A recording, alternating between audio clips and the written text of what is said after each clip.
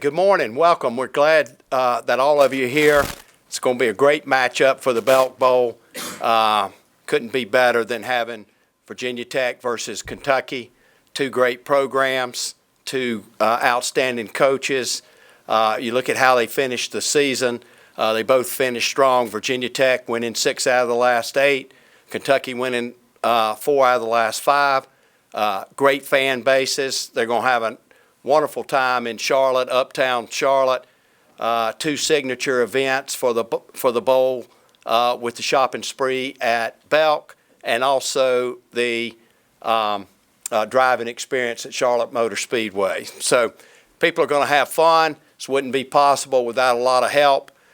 First of all, our title sponsor, Belk. Jenny, it's great to have you here. We also have great harmony in Charlotte with the CRVA, the city, the county, Bank of America Stadium, the Panthers. So we appreciate all the support that we get here. So without further ado, let me first introduce Justin Fuente. I actually knew Justin when I was AD at TCU as offensive coordinator. We knew he had a bright future ahead of him, and certainly he's delivered on that. Finished the season 8-4. It's his 4th year at Virginia Tech. Been to a bowl game every year. The first bowl game was here at Bank of America Stadium. Probably not a first half that he'd like to remember, but they roared back from a 24-point deficit to win against Arkansas 35-24. Please welcome Justin Fuente.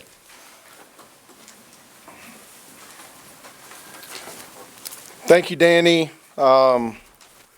On behalf of everybody at Virginia Tech, we're awfully excited to be back in Charlotte at the Belk Bowl. In 2016, our kids and staff and families had a wonderful time enjoying Charlotte.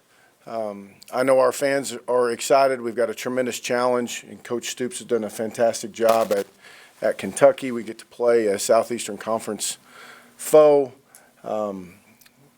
I know I'm looking forward to seeing many Hokies make the trip down to Charlotte to cheer our players on, our few seniors that are making their last appearance in their Virginia Tech uniform. So I couldn't be more excited to be here right now. Obviously, we're in the middle of recruiting and all that sort of stuff. We will begin.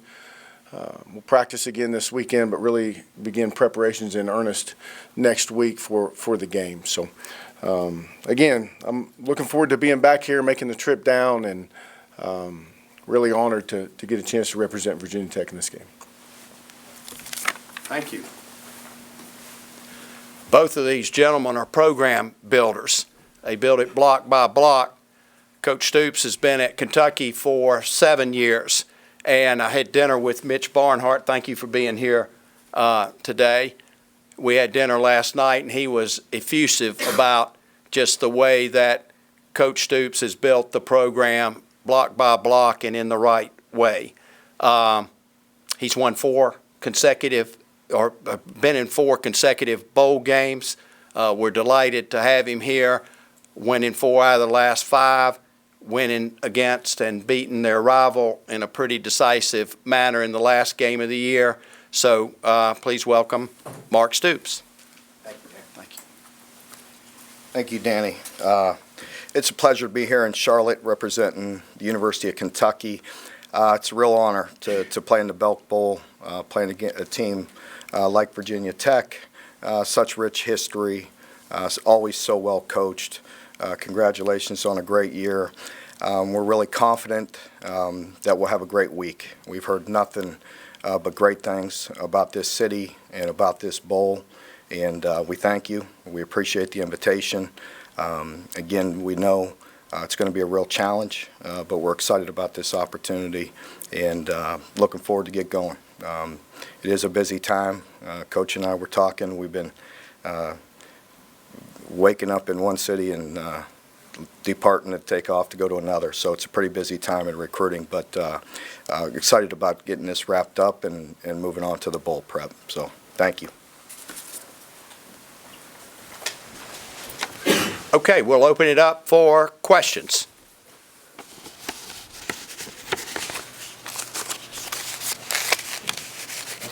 Not so many.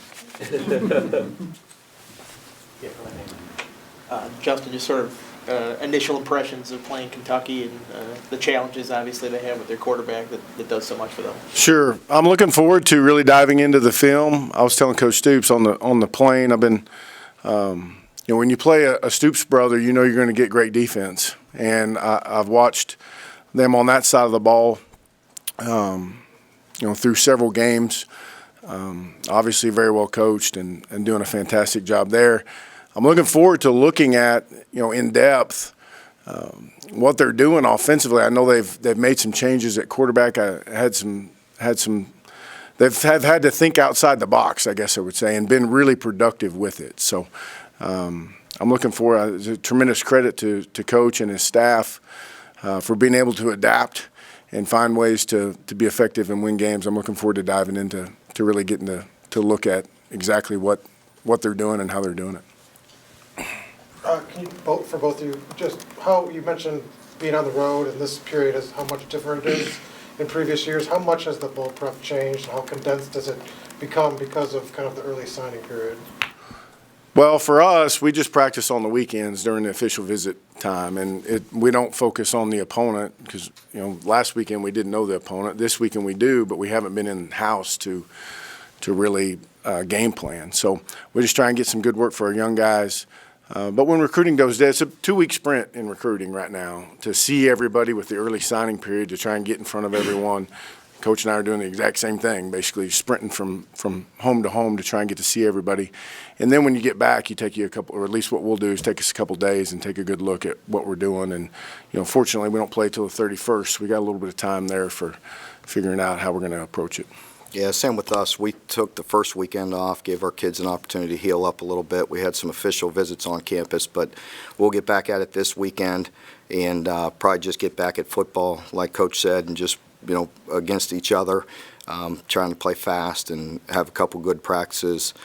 For us, it is a bit condensed. Our finals week goes up until the 20th, so that throws a little wrinkle in that week of preparation, where in years past we've been able to practice during that week. So we will be a bit condensed. We have to have some good practices this weekend, have to give the players off some time up until the 20th, and try to sneak a practice in maybe late Thursday night of the 19th or 20th, whatever that date is, and then try to give them a couple days to go home for Christmas and then report down here on the 26th.